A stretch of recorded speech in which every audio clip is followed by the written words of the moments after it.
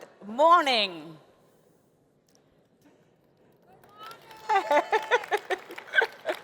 I see familiar face. Thank you so much. I am thrilled to welcome you to the 4th edition of the Board for Change program here at Change Now.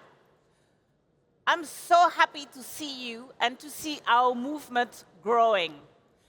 Please raise your hand if it is the first time that you are joining the Board for Change program.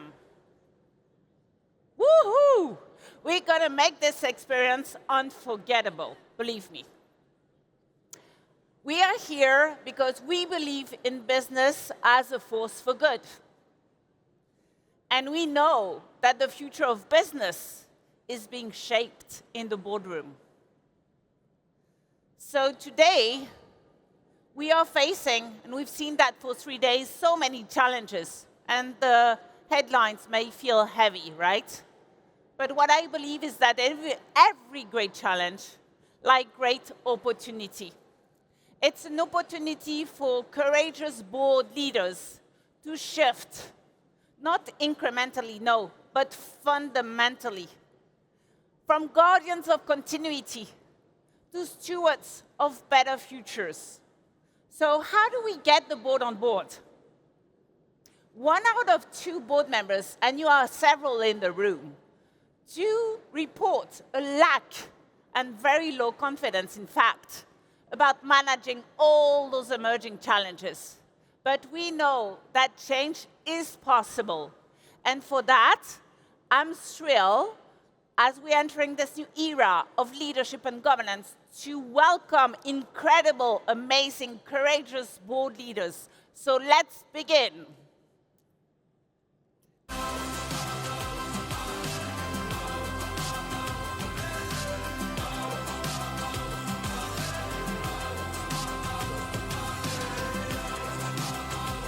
We're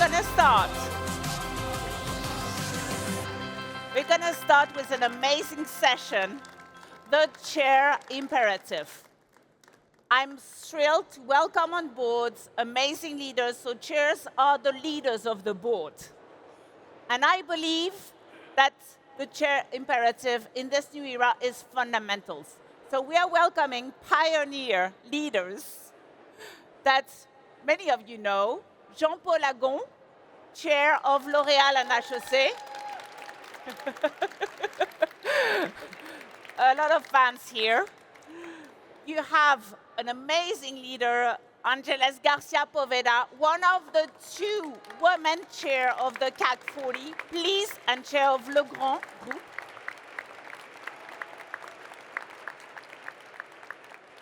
And Jean-François von Boxmeer, not only the chair of Vodafone, of many organizations, but also of ERT, European Roundtable, where the question of EU sovereignty is really critical. Thank you so much. So yes, we asked for water. Thank you. So maybe let me ask with the first question. We are seeing in this very decisive decade so many challenges. So how do you see the role of the board? Do you believe that the board is future fit for those challenges? Maybe Angeles, can we start with you? Well, I guess there's not only one answer to that question. It really depends on the boards. I was listening this morning to a few comments on the way things are changing rapidly or dramatically different, and we are living something which is that we had never lived before. I'm actually not sure I agree with that. I think the ingredients of the different crises that we currently go through have actually, in a way or another, always been there. It's maybe the pace and the intensity and the piling up of things that is different, and that makes the boards, I would say, more important than ever on 2 levels. One, because they need to really bring that long-term vision and that sort of steadiness and that sort of North Star strategically from a values perspective, from an impact perspective.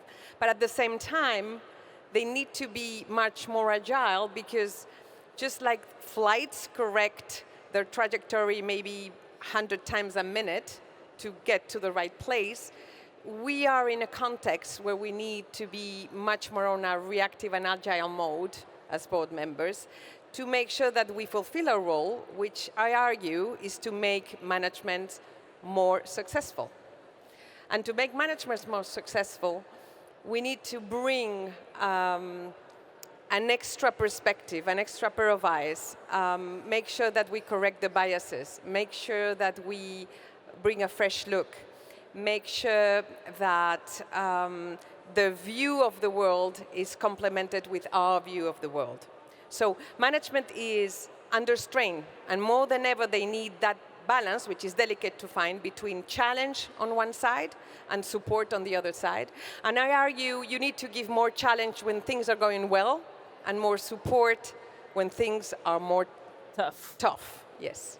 We tend to do the opposite, but I think we need to watch ourselves on that, because that to me is the role of the board, is really to compensate that biorhythm by bringing steadiness and agility. Thank you so much. Maybe Jean-François, your point of view about the role of boards in this current context? I don't want to repeat what Angela said. I think it's the role of the chair to make sure you always have the board fit for purpose in circumstances for the company you lead. I think you've got to be pragmatic in that. And so one situation will not be the other, but you just have to ask yourself regularly, is my board still the right one to conduct the company forward? The same goes with the management, obviously, and that is the primary role of the board. It's to collectively assess whether you have the right management to lead the company and propose the right strategy, and that it executes on it. It's not more complicated than that, I think. Thank you for your common sense. There is not one size fits all. Maybe Jean-Paul, given also your specific shareholder structure, it gives also a specific board related to that, or? Yeah, to be honest, I think that our board at L'Oréal is absolutely fit for purpose. I think the board has a very important role to play, and the board plays this role. And it maybe two main roles. One is definitely engine for transformation. You know, the board has to be the engine of transformation for the company, as you said, Angela, to help the management, to help the teams, to help to contribute to the transformation, the necessary transformation of the company. This is, sorry to interrupt, but this morning it was saying that in the boardroom we said the boards are shifting from a compass to being the engine of transformation. And I think this is quite true and relates to what you're saying. I would say that the board has these two roles, in fact. I wanted to say also compass, because if you have an engine without compass, you go in the wall.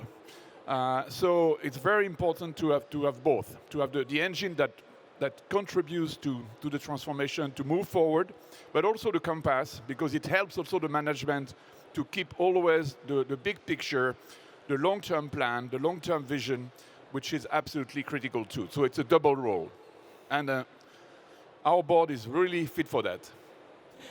I love it. So as we are here, all board members, we would love to get your perspective about what, from your experience as a chair, what is the most important elements to make a successful or powerful board in the company? What are the key ingredients? What's the magic sauce? Who wants to start? I start this time. Okay. Number one, by far, is of course, the right choice of the board members. It sounds obvious, but it's so critical. I mean, it is the number one mission that the nomination committee and the chair has, is to choose well the future board members, because they will define the importance and the success of the board.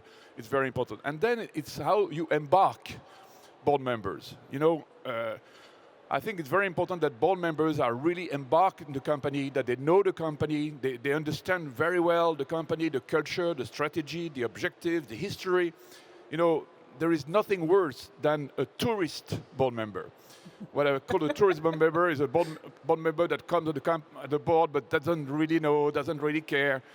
So of course it doesn't exist, but just to make sure that we don't want that to exist, and we make sure at L'Oréal. No passenger. No. But we want to make sure that they really understand and they share the soul and the strategy and the vision of the company. How do you make this happen? How do you make them share?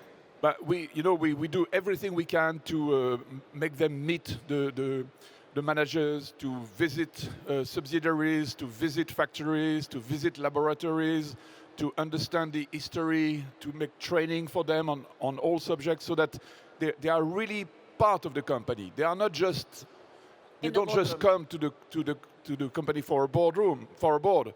They really live the experience, the life of the company. So critical. Little to add, I think obviously the people you choose around the table do 80% of the success.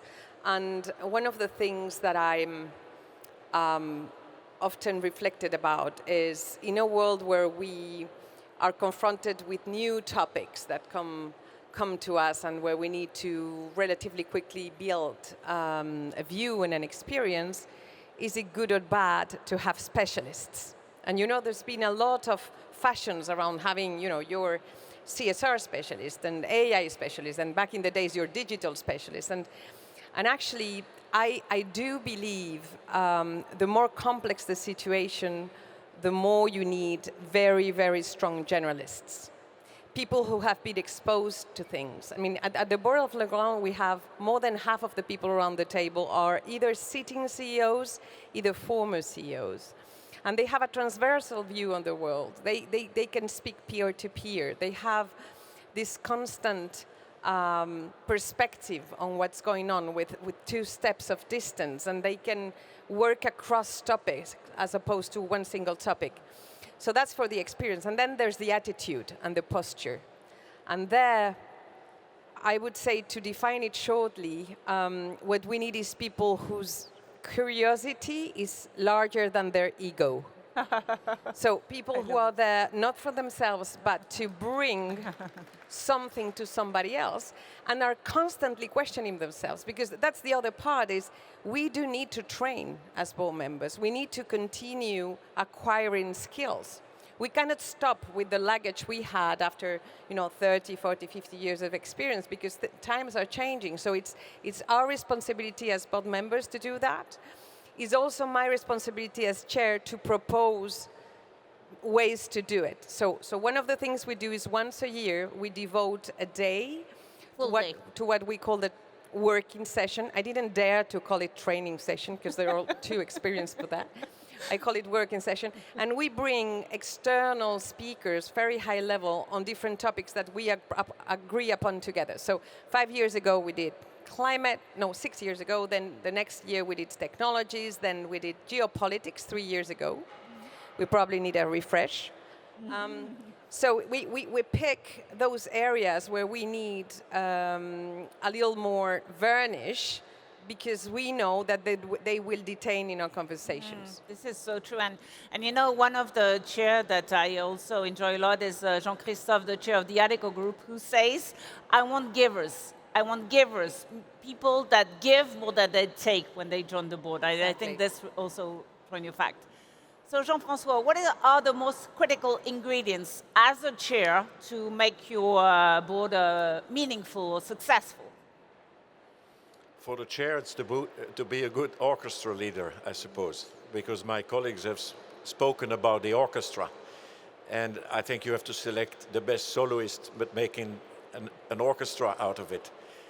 And I think a board ultimately is successful if members of the leadership team spontaneously go to board members to seek for perhaps advice or share dilemmas or want having access to their network, things like that. When management does not see the board as, oh gosh, there we have them again. And so, to your point, it is very important to have individuals in your board who are strong personalities, come with experience. It's not so much how deep your experience is, but the whole, I would say, the experience that you have accumulated makes you in a position to have a judgment about things. That is what is asked from a board. It's essentially a judgment. But that the judgment is always open. And as I so much agree that when you assemble a board, you have always to look for board members where the sum of the IQ plus EQ is always higher than the ego. And that people still have that curiosity and the energy for the company they're serving. That is so important. In my board recruitments, that's the first thing I look after. But think about the analogy of the orchestra. And in a way, the chair in that, I would say, is the last one to speak. And often has to make a synthesis of what has been said rather than impose his own wills. Now, there is also, besides the board work on the table, there is always a lot of informal contact between board members, in between board meetings that are important, that so you organize that people have links between each other that goes just beyond meeting 6 times a year and then opening the books and looking what's on the agenda. You have to commit as a board member to live with the company for a number of years. And the board chair has to look that everybody participates to that. There is also another point, sorry, because when we prepared this session, you said that you're in charge also of preparing the agenda. And of course, who set the agenda is really critical.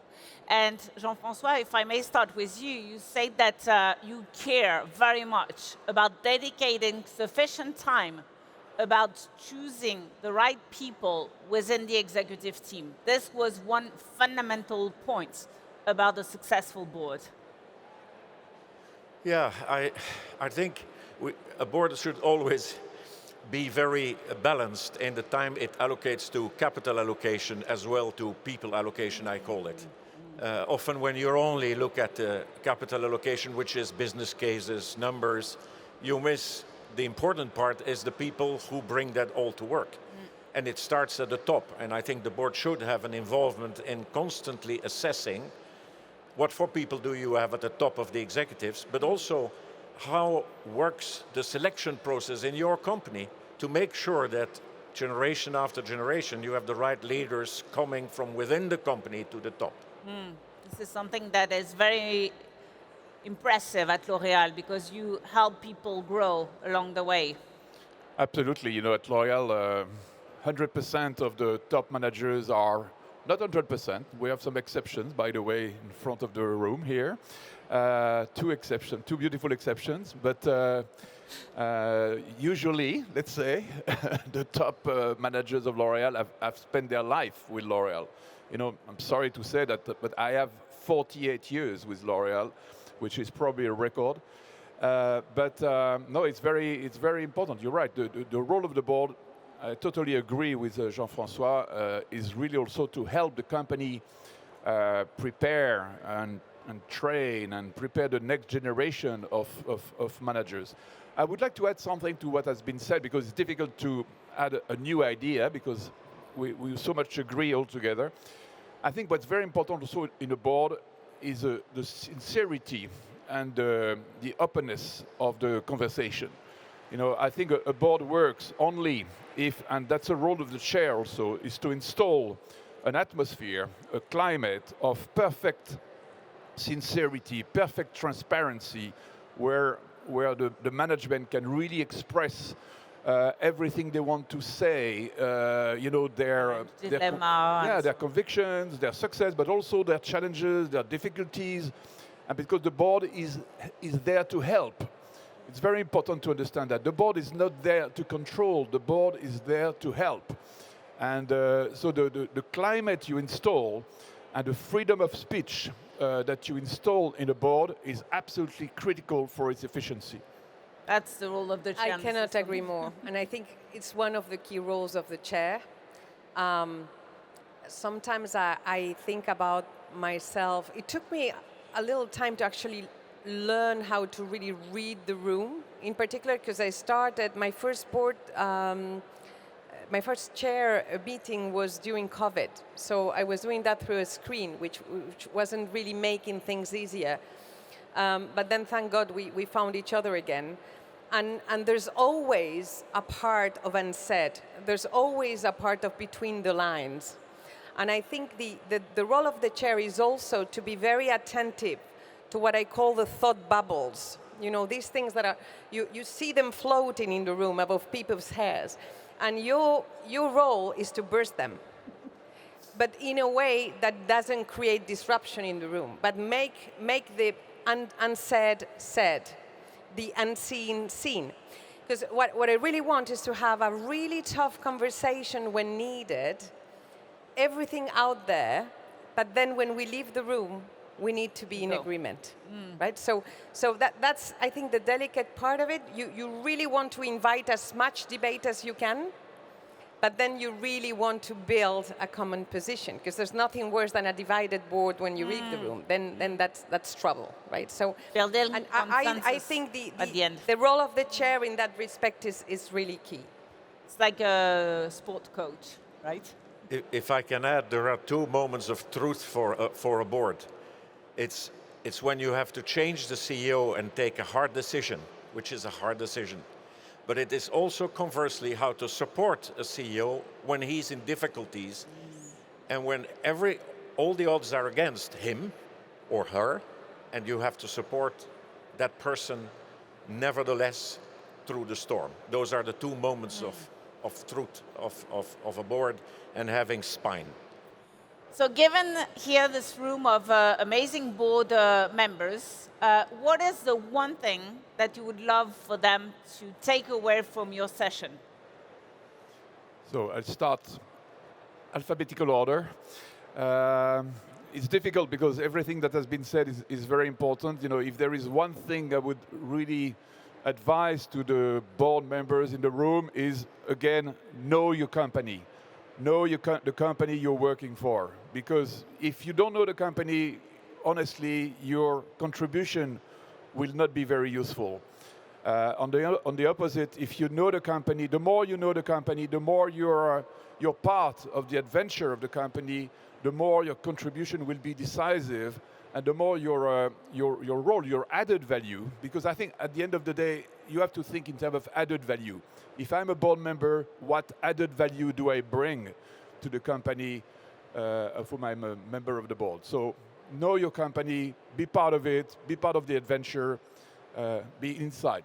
Go for it. Lean in. Jean-François? I take the other point. I give advice to the management. Don't be afraid of your board. Use it. And Angeles? I would say cultivate your relevance with intention. So be informed.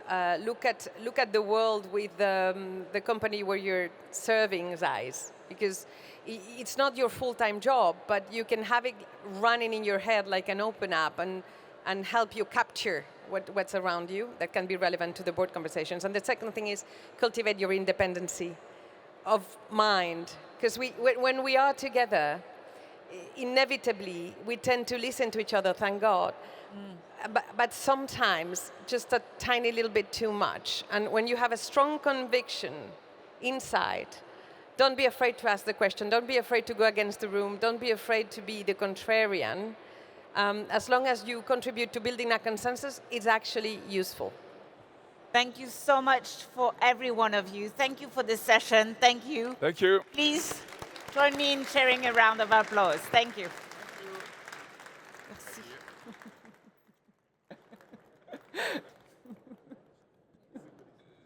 This way, please. Thank you so much for this first round. We heard the shift and the critical role of chair leading in this new era. Now, with stewardship of the board, we understand that responsibility is here. But not only for today's shareholder, but also for the future generation. So, because the role of boards is really key in shaping future decision, I will invite the next panel, which is how to lead boldly and think intergenerationally, with our dear guest on the legacy stage, Paul Polman, former CEO of Unilever, a keynote speaker, of course, but a purpose-driven leader. And together, he will be with Inès, Seddiki, a true inclusive champion, a young leader and the founder of Ghettup, and Hikaru Hayakawa, a catalyst of climate and the founder of Climate Cardinals. Please join me in welcoming those three amazing speakers on stage.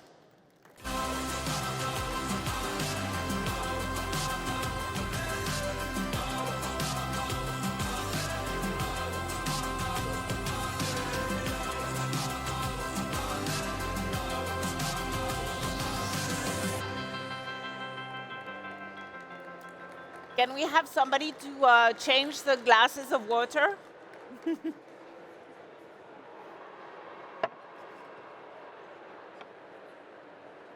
We're missing Inès, so let's start. She's here.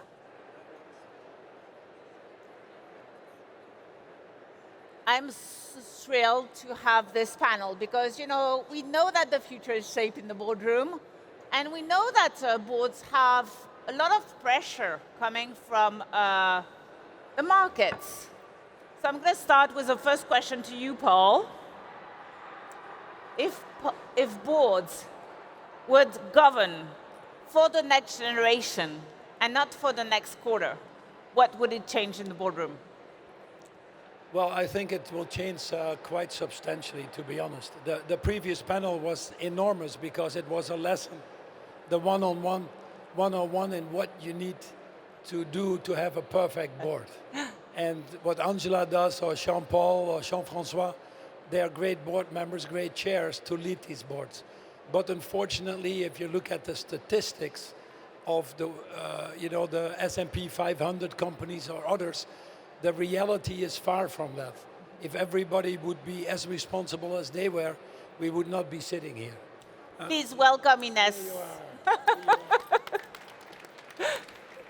You have a busy agenda. Thank you for joining us. Welcome.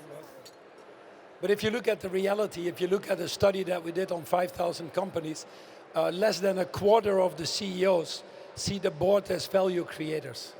Less than 30% of the CEOs understand how sustainability or the challenges that we have to our planetary boundaries can create value for a company. The average age of a board member of the S&P 500 companies is 63 years old. 1 in 5 is over 74 years old.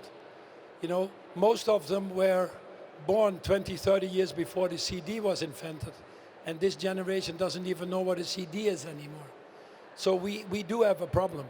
Most of the boards are guardians, as you say, of today's world, instead of actually stewards of tomorrow's world. And many things don't enter in the board discussions.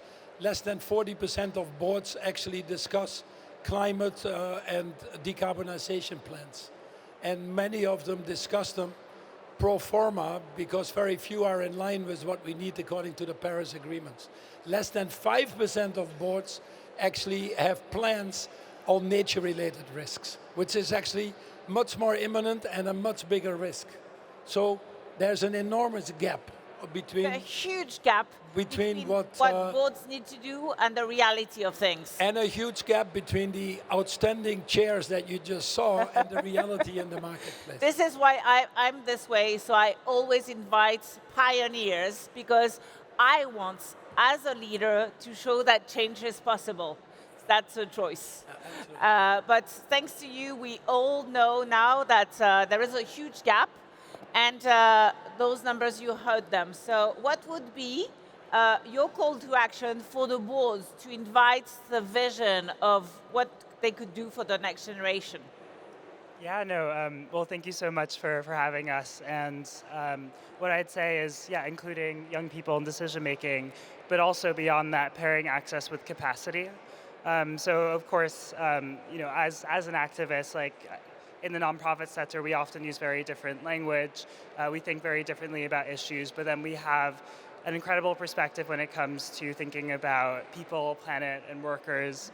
And there's a need that, oftentimes we do give spaces to young people, but then we don't empower them to understand, how does the board function, like what can they do in this space. And when you do that, there is a huge return because half the world is under 30. The majority of the world is young people. In a lot of countries in which large multinationals operate, that population is 70%. Like, if I'm not mistaken, you are on the advisory council of Veolia, for instance, right? Yes, Who is also a company based in Paris here that is very much open to inviting not just the next generation, but everyone around the table to be part of the debate, right? Inès, what is your perspective about the role of boards coming from the youth? The what, sorry? The perspective on what? The role of the boards sure. and your expectation as representing here the youth generation. Sure. Well, thank you so much for the invitation. I'm very glad to be here with you. My perspective on it is that I think that the boards should reach a level where they want to be challenged. They want to be put in front of their responsibilities. They want to understand different perspectives. And I think when it comes to next generation, it's not only about age, it's also about lived experiences, about challenges that these youth face, and it changes really whether they live in the south, they live in the north, they live in France, or they live in Nigeria, for example.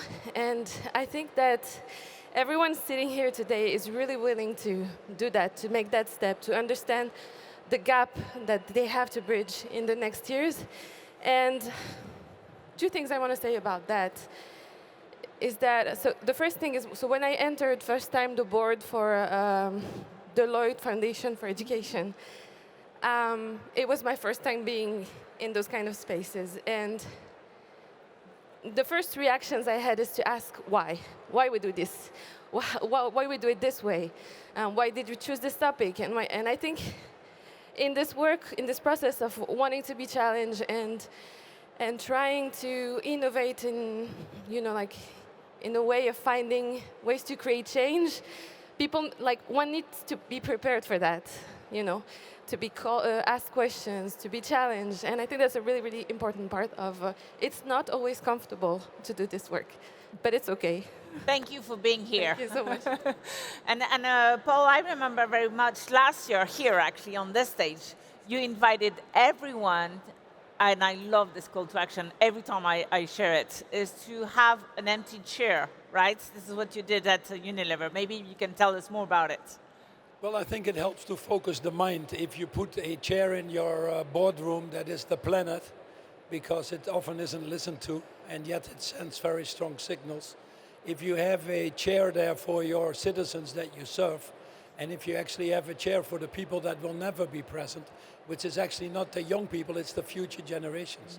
There are far more people that will come to this earth in the future generations than have ever been on this earth. It's kind of a scary concept, but we need to take care of that. And I agree with Inés, which she said it very well. I don't know if you need in every board young people and people with this knowledge or that knowledge, but you need to have the voices of young people in the board. And somehow you have to find a mechanism to get these voices in. And the voices are actually the voices of consciousness. Why are we destroying natural capital now to take it away from future generations? Why are we providing incentives to management that drive behavior in the wrong direction? So many of these questions that should be asked are not discussed in too many boards itself. So it's not provocative, actually. It's eye-opening when they come in. Besides the dynamics that they bring of the marketplace, which they're often closer to and more involved in than many of the board members themselves. So, draw on that experience, which is enormous. We run One Young World, I chair that. We get 3,000 young people every year there. Hikaru was there in Montreal. If you listen to these people and what they're working on as social entrepreneurs or starting their own companies or the involvement in issues in society, you just wish you had not only their energy and their enthusiasm, their positive outlook for the future of which they want to be part of, but also the insights of what you need to do to make your company stronger.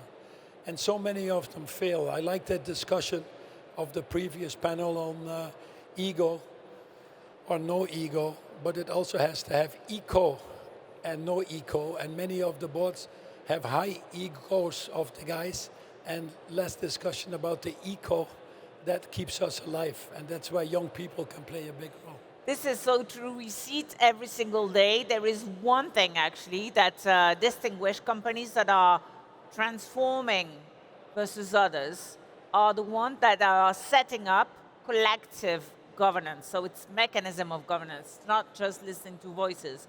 It's mechanism of governance. And as we are here in the legacy stage, it's very important, right? Legacy. So if, close your eyes, you are 20 years ahead, so you're still very young in that time. What will future generation thanks today's board for? And where might they ask why we didn't move faster? Who wants to start? Yeah, well, we are in a planetary crisis. There's interconnected like climate and biodiversity crises. There's so much happening around the world, and I think in 20 or even 100 years, people are not going to remember like what your revenue was, but they'll remember what was the impact that we had on people and planet. And so, as we're thinking ahead, there's a need to reconsider success and reconsider it holistically. So it's not just about profit, but it's also about the world that we're leaving behind for future generations. Absolutely, I agree with Hikaru. I think hopefully we will thank them for doing the work to redefine responsibility for big corporations and organizations such as these presents today, to make the work to understand that a society that excludes part of its youth or its population is not just unfair, but it's also unstable. And we will thank them for having gone beyond their way to publish statements to support things that bridge our societies together, like respect for human lives, respect for international law, respect for preservation of the planet. We will thank them for that, or we will blame them, for having just witnessed the collapse of the planet, the collapse of societies, of international law, of human rights, with the specific, specific guilt that they have such power. They have thousands or hundreds and thousands of collaborators across the world. They have capital. They have access to politicians, to people who can influence the world. And I, for one, will be there to blame everyone who has not done everything in their power to contribute to preserving our planet and our societies. Merci. But exactly. You can see why you want young people on the boards, because they are not asking, both of them are not asking, did we have the right incentives? What they're asking is, did we have the courage to act when we knew? 20 years from now, is emissions coming down? Is biodiversity regenerating? Do we have fair and livable wages for everybody in our value chains? And they're holding us already accountable now. And just by asking these questions and backcasting that future, which is very powerful, I hope that the discussions that you will have on the board agenda will be fundamentally different. And here is the catch, because companies that internalize these discussions into their operating models are increasingly also better valued by the marketplace. They're more desired employers. They're more innovative, usually better cost structures, more resilient value chains. What they're asking for actually makes good business sense. So for once, not always, but for once, we have the interest of the shareholders aligned with the interest of the planet and future generations. And that's the sweet spot we all need to be in. I always say that what keeps me wake up every day is that I want to be myself, able to look into my kids' eyes, and I have a lot of kids, in 10 years from now and say that I've done everything I could at a time that it really mattered. So maybe one last question, as we all here, because we want to do good, and you have been chosen because you're amazing leaders. So what would be your call to action to this crowd of board members to lead boldly and think generationally? Yeah, I think when considering decisions as a board, think about the generational impact. As an activist, my first mentors and my first introduction to international system was through Indigenous rights organization, and I grew up in the New York metro area. In high school, I used to take the train from my hometown to the UN, and I would volunteer for them, and then I was introduced to all this incredible literature and ways of thinking about the world. And among the Haudenosaunee community in North America, they have this concept called the 7 generations principle. And so whenever they make a decision, they always think 7 generations ahead. And so that's my call to action for all the boards here. Wow, 7th generation. Bravo.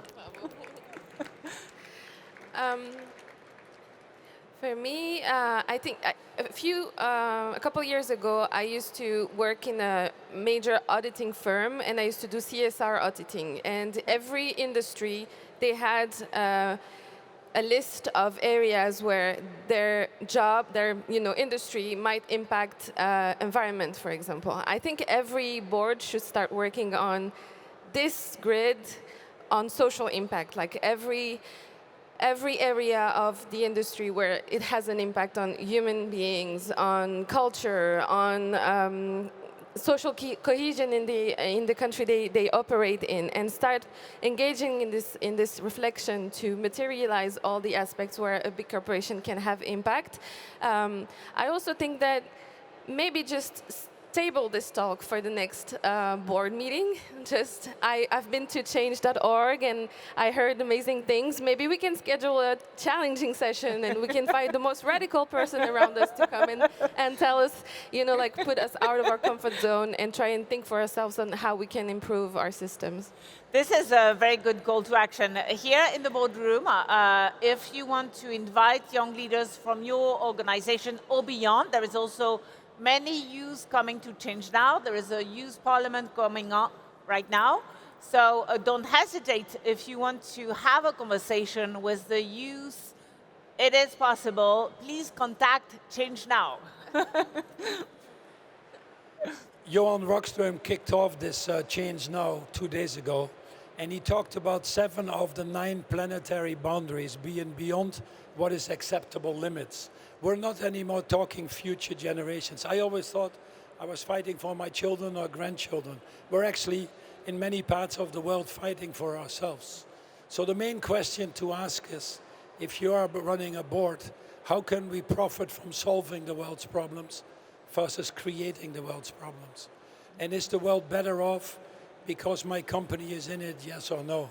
And too many of them find themselves being guardians of the current situation and the status quo versus the stewards of the future generation. I once bought a company called 7th Generation in the US. That's one of the companies I didn't do any due diligence on because I just bought into the concept. And not surprisingly, they're doing very well. So it's time for boards to snip out of CSR, which is less bad, and move to RSC, which is responsible social corporations. I used to kill 10 people, I was a bad murderer. Now I only kill 5 people, I'm not a better murderer. And many companies think that by being slightly less bad, they're tremendously good. And if we don't change that mindset, think that multi-generational, embrace the voices of people that care about it, that actually live in the future more than some of us do, we will not get there. So this is a case indeed of ultimate leadership, which is putting the interest of others ahead of your own, knowing that by doing so, you're better off yourself as well. Bravo. This is what leadership is about. Thank you so much for this session. It was a real honor to have so you. much. Thank you so much. Thank you. Please, big round of applause for amazing speakers.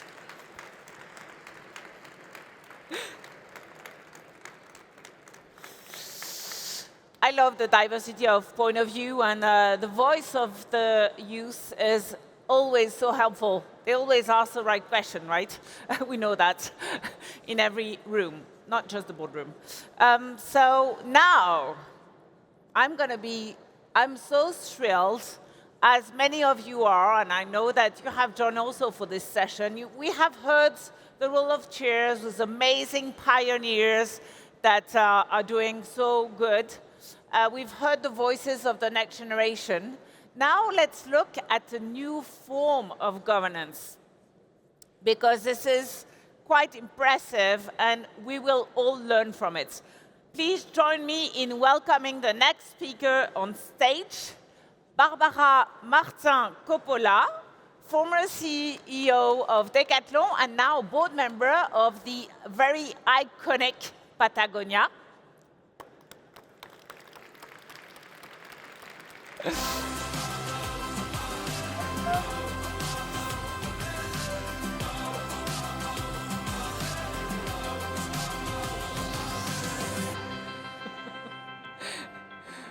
And the other speaker, Achim Hensen, from the Purpose Group, the company that invented the term steward ownership and working every single day about it. So, as you see, I'm quite on time, so the speakers are not ready yet, but here they are. Bravo. Welcome.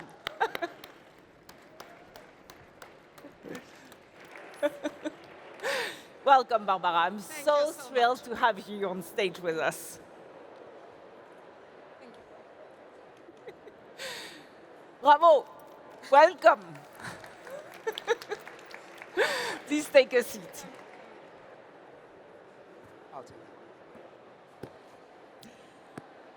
We are so happy to have this session with you, because I'm sure that everybody is a big fan of Patagonia. You know, when we think about a purpose company, we think about Patagonia. So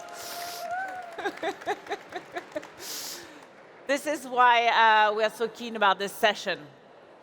So maybe just to kick off, because not everybody knows what this new alternative governance is about. You're going to explain us, Achim, what does it really take, and what fundamentally changes in being not just guardians of shareholder, but stewards in this type of governance? Thank you for having me, first of all. Before I can explain what changes, I want to make sure that we understand the same when we say what steward ownership is, because it gets thrown around quite a bit those days. I'm happy about that, but I want to make sure that we understand the same when we talk about it. So steward ownership is a very old concept, I would say, almost like an ancient concept. There were pioneers like Robert Bosch and Zeiss and Novo Nordisk. They all found ways to really rethink their ownership structure. So we go one step further from the board towards the positions of power, and we really redesign ownership. And what the concept of steward ownership does, it's basically two principles. The first principle is the purpose orientation. So it says that all the profits in the company serve the purpose.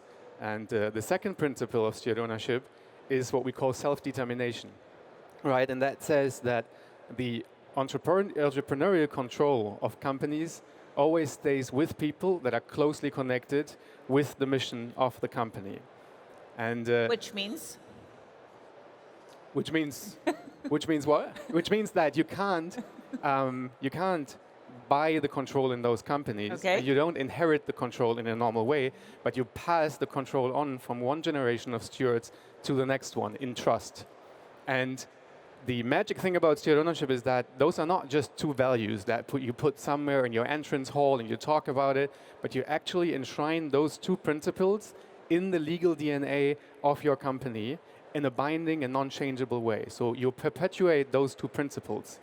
And when you now ask me what changes, I would say I would say, everything and nothing, because what it does is that it fundamentally shifts from wealth ownership to steward ownership. So something being the wealth of a private person to now being stewarded, and that over generations. And that is a fundamental shift. Bravo, so impressive. Maybe because we all have heard the story of Patagonia, and when in 2022, Yvan Chouinard said that the Earth was your only and our only shareholder, what did he fundamentally mean? Indeed, in 2022, Yvon Chouinard, the founder of Patagonia, and his family gave 100% of the ownership of the company to the planet. And they created a two legal entity structure, the Patagonia Purpose Fund and the Holdfast Collective group. So 100% of the dividends of the company go to the Holdfast Collective, and they are deployed in planet actions and overall given to actions in the protection of the planet. So Earth is the only shareholder of Patagonia. It means that Patagonia works for the planet. The better Patagonia is doing as a company, the more funds go to nature. And by the way, the company cannot be sold and cannot be taken public. So Patagonia has really answered a very important question, which is, who do we ultimately serve? I have been in many different companies. Even the most mission-oriented companies have this tension between shareholder results and purpose. At Patagonia, this tension is out because there is only one shareholder. It brings clarity, and I would say has preserved the intention of the founder, this new ownership structure, where you have the ownership, the charter, the governance, all pointing in one direction. And it brings actually, I would say, a lot of benefits to the company.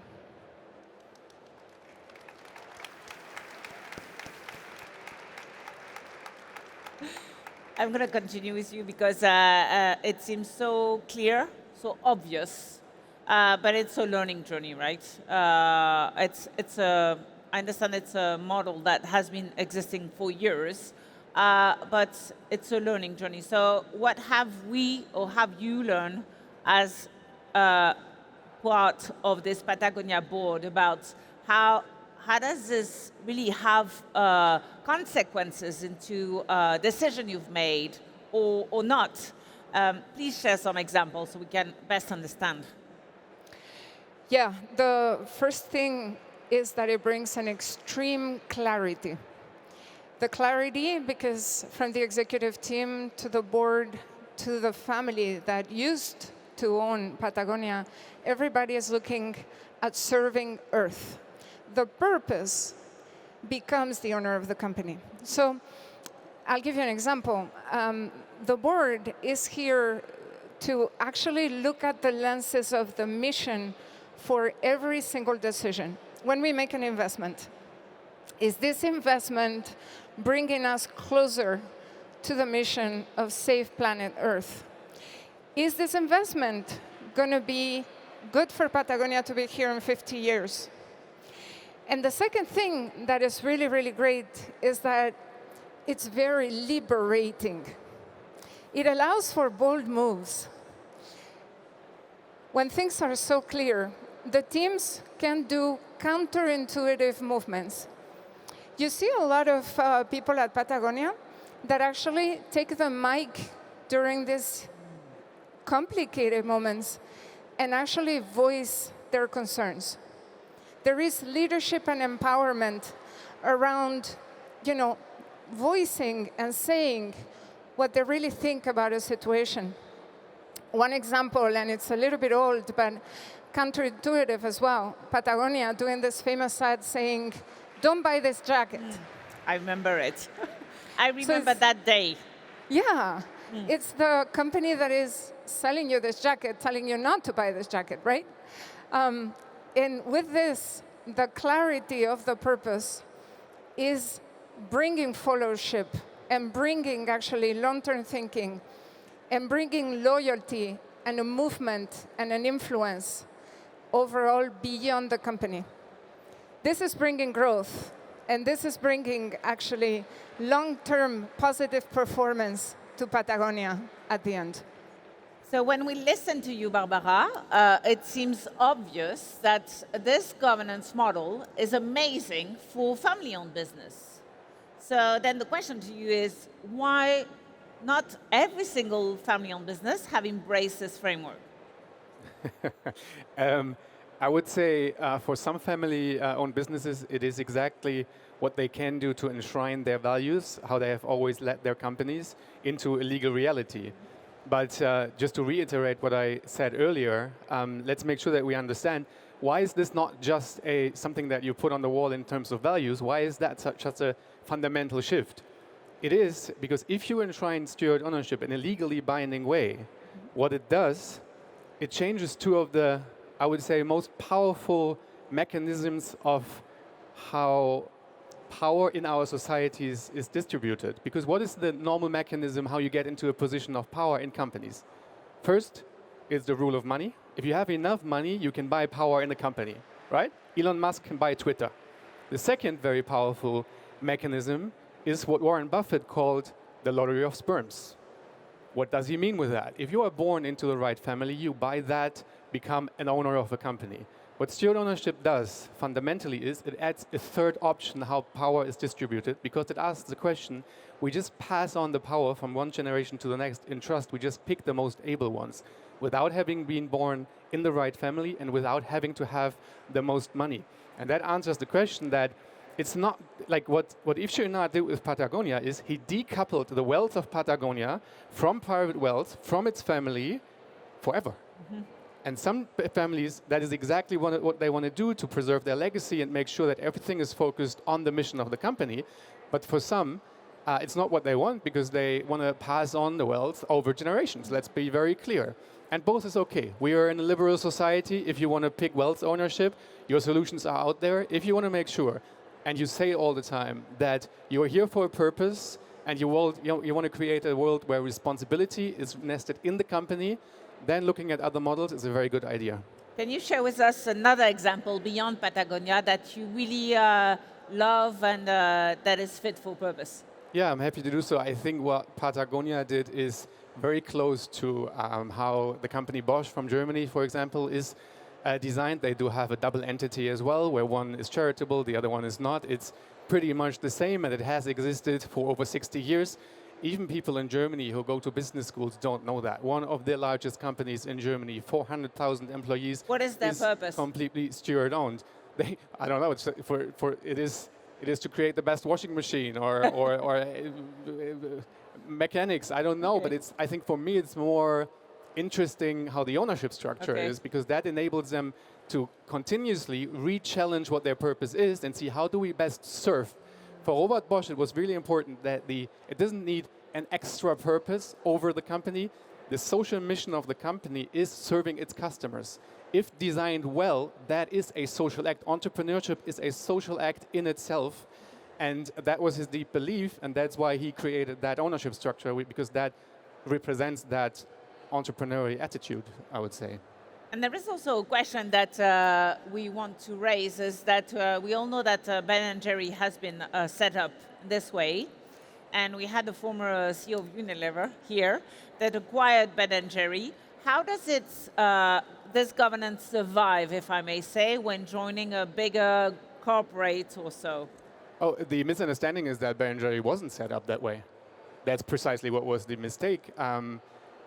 If they had been set up that way, as Barbara said, they would have not been able to sell the control of their company to Unilever.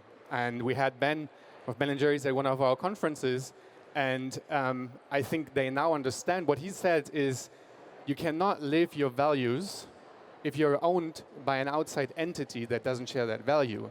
And you can try, but in the end that doesn't work. So if they had done that back then, the whole thing wouldn't have happened. And what they try to do now is they want to free Ben & Jerry's from Unilever, and they want to free Ben & Jerry's from what's called Magnum now. And you can, if you guys don't know, you can go online and check out freebenandjerrys.com, where they ask for help to do precisely that, to free Ben & Jerry's back into independence, to run it in the way they want to.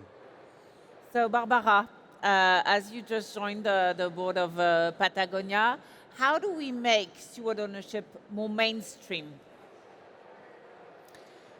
Well, the first thing is look at the performance of steward-owned companies.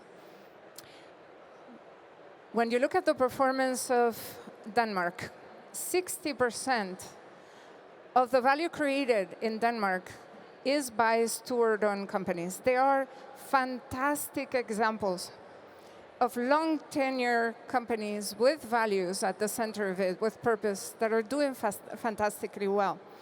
There is a fun fact. After 40 years of existence, steward-owned companies have 6 times more probability of surviving than other ownership model. So what I would encourage is actually a bit more of education on the new purpose-driven organizations and entities and corporations that are being set up right now. This is valid not only for companies that are existing right now, but for new ventures and new entrepreneurship. There are options that are really important to preserve the reason why the company was created, to preserve the purpose, while doing really well at the same time from a performance standpoint. So I would encourage actually everyone to talk about it, to help the new people that are setting this up, and to ask one question. And the question is, who are we serving ultimately? The clarity of this question will bring the necessary debate within the board to hopefully do the right decision from an ownership structure standpoint. Thank you, Barbara.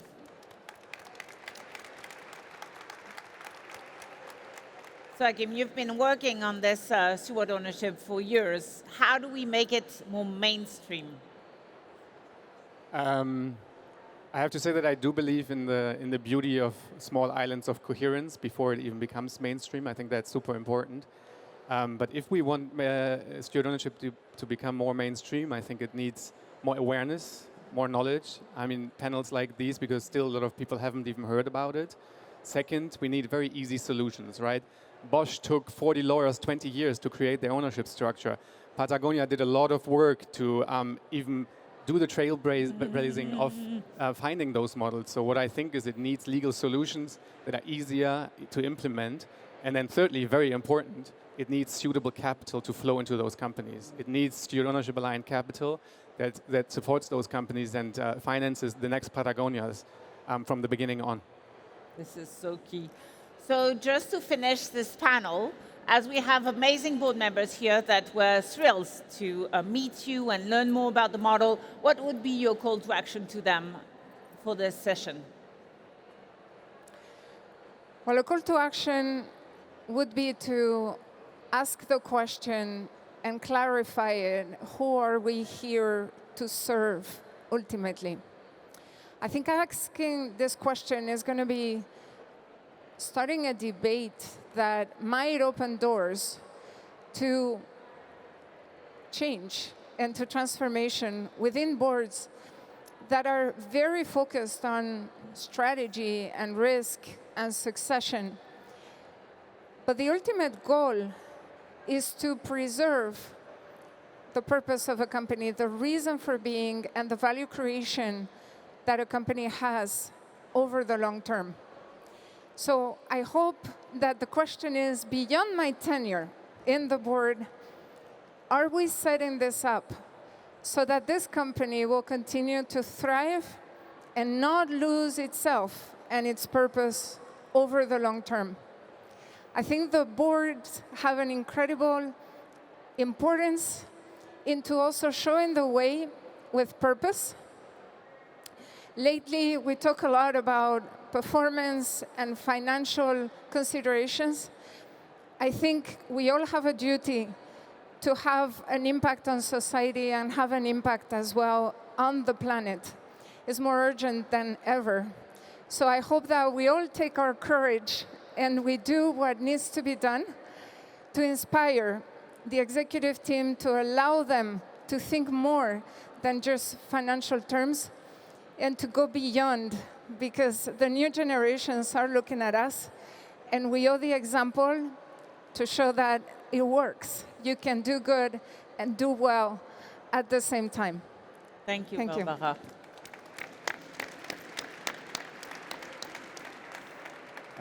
I would answer it from two different sides. If you understand yourself as a board member, as having the responsibility for the future of our society as well, then I would say if you want to create a life-enhancing or contribute to a life-enhancing society, then you have to look at what the role of economy is in that.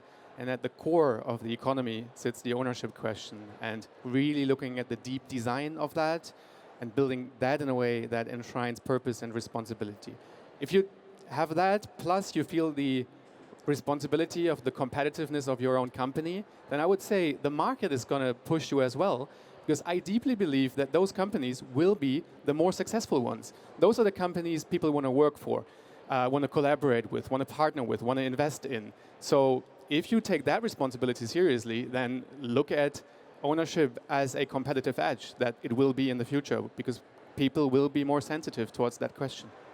Thank you so much. And just to close this panel, I love this quote from Yvon Chouinard. I mean, he's such an inspiring leader. It's that he said that we are not going public, we are going purpose. I love this. Thank you so much. Merci. Merci. And just